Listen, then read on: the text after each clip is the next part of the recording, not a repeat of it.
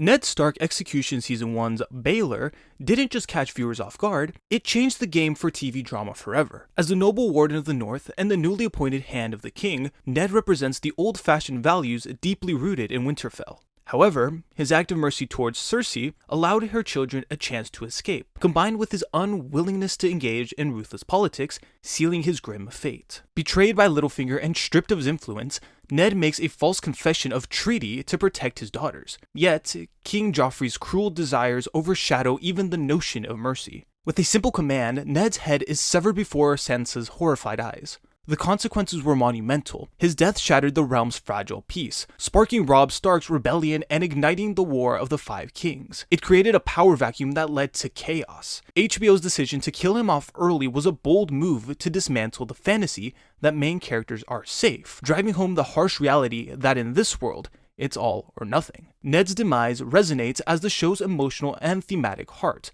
not merely an ending, but the catalyst for everything that unfolds afterwards. Robb and Catelyn Stark. In the world of Game of Thrones, few deaths resonate as deeply as the horrified murders of Robb Stark and Catelyn Stark during the infamous Red Wedding in Season 3's episode, The Reign of Castamere. Robb, known as the King in the North, arrives at the twins with hopes of reinforcing an alliance. Instead, he is met with treachery. As Edmure celebrates, the Freys seal the hall, unleashing a brutal massacre. Robb is shot down and then stabbed in the heart by Roose Bolton, a moment that echoes the chilling words, "The Lannisters send their regards." Catelyn, horrified by the violence around her, makes a desperate attempt to save her family by seizing a Frey child as a hostage. However, her final act of fierce protection ends tragically, with her throat being cut, and her lifeless body is discarded into the river. A shocking act that shows utter contempt for her family. In the aftermath, everything changes.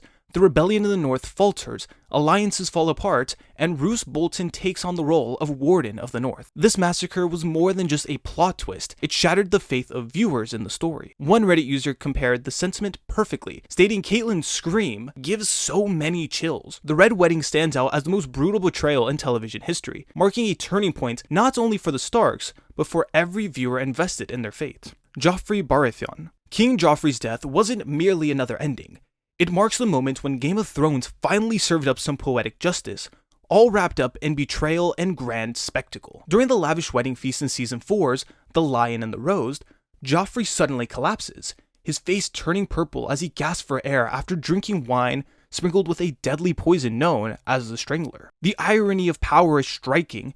He's the sadistic boy king, adored by no one except perhaps his mother. Yet, his demise brings a collective sigh of relief to the audience. In a twist of fate, Tyrion, who is already humiliated and wrongly accused, is seized right then and there. As the story unfolds, it's revealed that Lady Olenna Tyrell planned the murder, sneaking the poison hidden in crystal form into the goblet that was tucked away in Sansa's hairnet, and getting Peter Baelish to help her with the scheme. Why did she do it? To save her granddaughter Margaery from being wed to a monster. The aftermath is a mix of political drama and personal vendettas. Cersei unleashes her fury, Tyrion's trial takes a dark turn, and the alliance between the Traills and Lannisters begin to crumble under the weight of shifting alliances. What starts as an extravagant celebration spirals into bloodshed and chaos. Another brutal clash where power and death intertwine. The Purple Wedding has firmly etched its place in the annals of television as one of the most unforgettable deaths. Tywin Lannister. Tywin Lannister stands as the cold, calculated core of Game of Thrones, the Iron Will strategist who transformed House Lannister into a formidable power. At the pinnacle of his influence, as Hand of the King, he is the man who quashes revolts, masterminds the Red Wedding, and forges alliance with chilling precision. Yet his life doesn't conclude on the grand battlefield. It ends in the most unexpected place, a privy, where he is shot by his own son, Tyrion, in Season 4's The Children. The bitter irony is hard to overlook. A kingmaker brought down by the hand of his own child. Tyrion, fresh from escaping execution, confronts Tywin, who is dismissively in bed with Shae, Tyrion's lover. When Tywin degrades Shae by calling her a whore, Tyrion's patience snaps. In a moment fueled by rage and betrayal, He pulls the trigger, and Tywin, in those final breaths, loses his grip on power. The aftermath is profound. House Lannister loses its mastermind. Its very foundation begins to crumble. Viewers could almost feel the shift. Tywin's careful order gives way to chaos and revenge among those he left behind. As one viewer pointed out, Tywin died knowing the Lannisters' days are numbered. His death wasn't just a personal loss. It was a checkmate to the power he had so meticulously held onto. Oberyn Martell strides into the arena, not merely as a contender, but as a force of vengeance. As a Dornish prince, a master swordsman, and the rightful heir to House Martell, he steps up as Tyrion's champion. His heart burns with a relentless desire to avenge the horrific murder of his sister, Elia, back in King's Landing. With his poisoned blades and remarkable agility, he takes command of the fight, quick, nimble, and merciless. Yet, his overwhelming desire for the truth becomes his downfall. He closes in on Gregor the Mountain Klingon, demanding that the beast confess to the unspeakable crime against Elia, and it seems victory is within his grasp. In a fateful moment, Oberyn drops his guard, fixated on extracting that confession, and is caught off guard. In an instant, he is sent crashing down, overwhelmed by the mountain's sheer power. The horror unfolds before the crowd as his skull is crushed and his eyes are gouged out, leaving a stunned audience in its wake. The chaos that follows is palpable. Oberyn's death extinguishes the flicker of hope, not just for justice, but for any sense of honor in this merciless world. As one critic noted, his tragic end, especially after such an eloquent build-up, still fuels anger even years later. His fall signifies a dark shift. Vengeance can fail, even when justice seems tantalizingly close. Oberyn's demise, the Viper brought down by sheer brutality, transformed a tragic tale into a legendary story. Hodor. In Season 6, Episode 5 of Game of Thrones, named The Door, Hodor faces a tragic fate. His end is as harsh as it is unavoidable. The gentle giant, known for the single word he can utter, finally reveals his true purpose in the story. He sacrifices himself to save Bran. As the White Walkers invade the cave, Hodor stands firm, holding a massive door shut to allow Bran and Myr a chance to flee. In a heart-wrenching act of bravery, he is torn apart by the Whigs, his final repeated cry of Hodor resonating with the one phrase that encapsulated his existence. Yet the tragedy runs deeper. The name Hodor was more than just a limitation on his speech, it was his fate. In a shocking twist of time, Bran connects with young Willis, the younger version of Hodor, while also being present in the body of adult Hodor. When Mira shouts, "Hold the door," young Willis receives that command years earlier, thanks to Bran's intervention, which shatters his mind and leaves him only able to say Hodor. This moment strikes harder than any death. It's not merely about loss, it's about the sorrowful emergence of a heroic figure. Hodor's demise is not just filled with emotion, it's a contradiction, a past shattered by a future that desperately needed him to survive. The Night King. In Season 8, Episode 3 of Game of Thrones, titled The Long Night, the Night King emerges as an unstoppable force of death, leading the army of the dead as they sweep through Winterfell under the cover of night. He witnesses Theon's last stand, restlessly impaling him before coldly moving towards Bran, determined to white out the realm's collective memory. But in a shocking twist, the assassin isn't Jon or Daenerys, it's Arya Stark. In the Godswood, she leaps from the shadows brandishing a Valkyrian steel dagger that was originally meant to kill Bran. With a swift mid-air spin, she drives it into the Night King's chest. In an instant, he shatters, and so do the White Walkers and Whigs he created, bringing down their entire undead army in one breathtaking motion. The shocking turn of events, Arya, not Jon, fulfilling the prophecy and saving humanity, left everyone in awe. Both actors and fans were left speechless. The showrunners cleverly set this up early on. The dagger, intended to slay Bran, ultimately becomes a tool of his salvation, thanks to Arya. The Night King wasn't just a villain, he represented total destruction. His defeat marked the emotional and narrative high point of a long, dark winter, signifying a moment of true liberation. Daenerys Targaryen. Daenerys Targaryen transitioned from a beacon of hope to a harbinger of destruction, and her death signified the heartbreaking downfall of a leader who lost sight of her own principles. In the finale of Game of Thrones Season 8, titled The Iron Throne, she stands triumphant over the ashes of King's Landing, but at a shocking price. The city lies in devastation, and her vow to free the oppressed has turned to smoke. Tyrion and Jon are left to confront the nightmare she has become.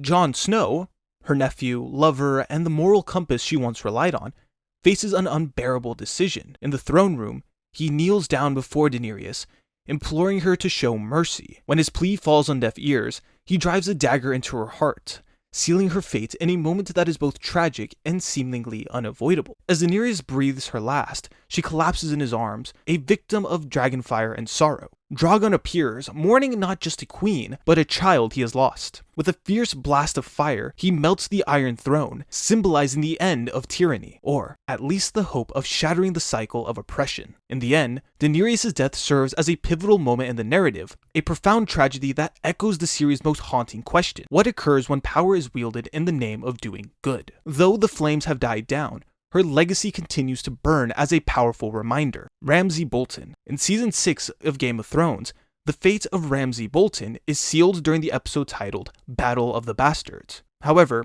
he doesn't meet his demise on the battlefield, where he usually thrived. Instead, he is ultimately consumed by his own viciousness in a twist of brutal poetic justice. After the Stark army, alongside the Knights of the Vale, decisively defeats his troops, Ramsay finds himself retreating to the Neils of Winterfell, battered and defeated.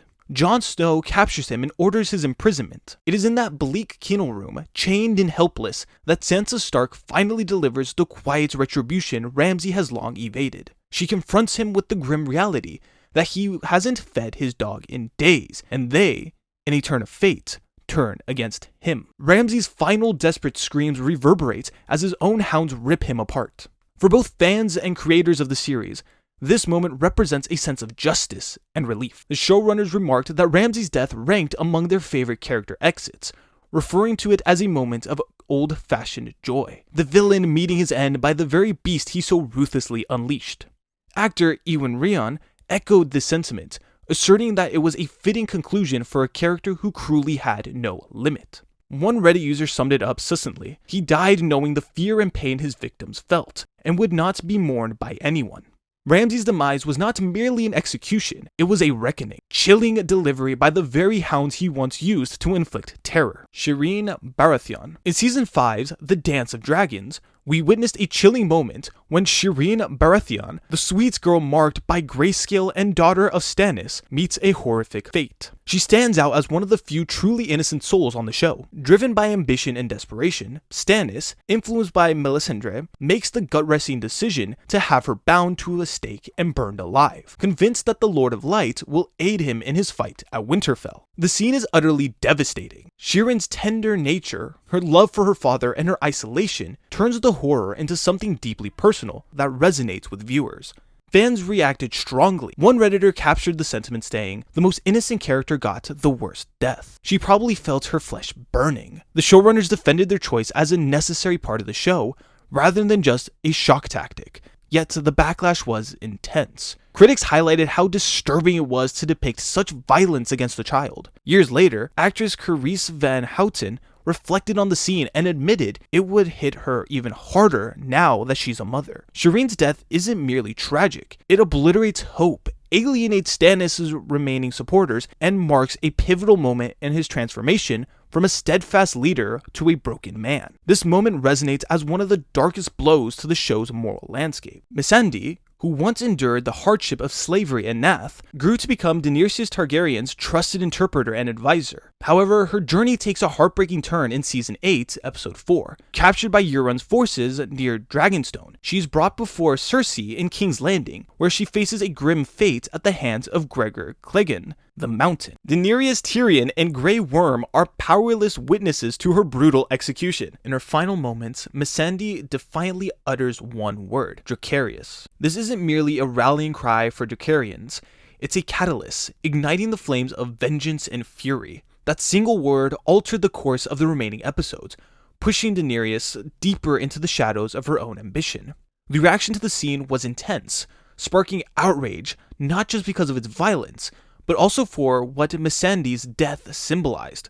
As one of the few characters of color in the series, and the only woman of color among the main cast, her execution, rendered silent and in chains, hit hard. Many viewed it as fridging, a term used to describe the killing of a character to advance another storyline, reflecting the show's inconsistent handling of representation. Actress Nathalie Emmanuel expressed her heartbreak, stating, "I was heartbroken. To die in chains when she was a slave her whole life felt so painful." Missandei's death transcends being just another loss. It marked the end of hope and loyalty and acted as a critical junction that foreshadowed the rise of the Mad Queen. Stannis Baratheon. Stannis Baratheon meets his end in the frigid lands north of Winterfell during the Season 5 finale, Mother's Mercy. In a desperate bid for divine favor, he sacrifices his daughter, Shireen, leading to the collapse of his army amid the snow and widespread desertion. Despite his steadfast demeanor, his cause began to fall apart. After the chaos of battle, Stannis finds himself injured and alone beneath a tree. Then comes Brienne of Tarth, not motivated by duty but by revenge. Stannis was the one who killed her liege, Renly. Without a moment's cause, she takes his life. Stannis, true to his stoic nature, averts his gaze and utters a final resigned comment. Do your duty. It's a reflection of his unyielding sense of humor, even in his defeat. The impact at this moment is profound. The last true king falls just short of his ambitions, his dreams shattered by desperation and betrayal. Although his death occurs off-screen for a moment, it's later confirmed, making the tragic end of his relentless pursuit. Stannis' downfall is harsh and inevitable, a king brought down by faith and loss, concluding not with victory, but with the quiet grace of a final command. Barristan Selmy. In the 5th season's episode titled Sons of the Harpy, the noble Barristan Selmy faces a devastating end on the bustling streets of Meereen. Known as the Bold, this legendary knight is caught off guard by the insurgents known as the Sons of the Harpy, while he is defending Daenerys. In a fierce and chaotic battle, he fights bravely, yet he is eventually overpowered and falls in the dark alleys of his queen's city. His death hits hard. Barristan represented more than just a knight. He stood as a symbol of honor and unwavering loyalty in a world increasingly filled with doubt. Both fans and critics felt the weight of his absence, especially since in George R.R. Martin's books, his story continues well beyond this moment. Removing him from the show stirred frustration among many, seen as a shortcut that disregards meaningful storytelling. His death strips Daenerys of a critical moral compass and undermines the narrative's themes of righteous leadership. This loss makes her vulnerable, as she loses one of the few characters still truly committed to honor. Barristan's demise is more than just a tragic end. It signifies the clash between traditional values and the wave of revolutionary change. Meryn Trant. Meryn Trant was far from an ordinary Kingsguard. He was a chilling representation of cruelty cloaked in white. His brutal acts, from beating Sansa Stark in public to engaging in inappropriate behavior in a brothel, turned him into a figure of abuse and power gone awry. In Season 5 finale titled Mother's Mercy, Meryn makes his way to Braavos alongside Mace Tyrell to engage with the Iron Bank. However, his predatory instincts pull him into a brothel, where he viciously attacks several young girls. This is when the nightmare he had been running from catches up with him. The third girl remains motionless, revealing herself as Arya Stark in disguise. In a swift and brutal act, she plunges a knife into his eyes and chest, stifling his screams, and slashes his throat before declaring, "I'm Arya Stark." Meryn's reign of terror ends in a gruesome pool of his own making. This execution wasn't merely poetic justice, it became the most costly death scene in the history of Game of Thrones. The showrunners later disclosed that achieving the harrowing realism of the moment required intricate prosthetics and CGI. Meryn Trant's demise transcends a simple kill. It stands as a sharp, violent closure to a villain who thrived on the suffering of the innocents. His fate offered the much-needed sense of redemption that Arya and the audience longed for. Maester Aemon. Maester Aemon is a figure set apart, a nobleman of Targaryen lineage who made the conscious choice to renounce power and serve the Night's Watch. Despite his blindness and old age, he possesses a profound wisdom that makes him the moral foundation of Castle Black. He often reminds those around him that love is the death of duty, guiding Jon as he steps into leadership. In Season 5's episodes, The Gift, Aemon peacefully passes away in his sleep on the ship Cinnamon Wind, heading towards Old Town. He lived long enough to hear of Daenerys and her dragons, a final source of joy for him. His death comes not from violence or treachery, but with dignity and tranquility. Samwell Tarly gives a heartfelt eulogy, and Aemon's body is later cremated. The ceremony is simple and somber, reflecting both his Targaryen heritage and his pledge to the Watch. Aemon stands out in Game of Thrones as the only significant character to die of natural causes. His death isn't about tactics or schemes, it represents legacy, wisdom, and the close of an era. In his quiet departure, we sense the shifting weights of history. When the old leaders fade, the next generation must confront the long night on their own.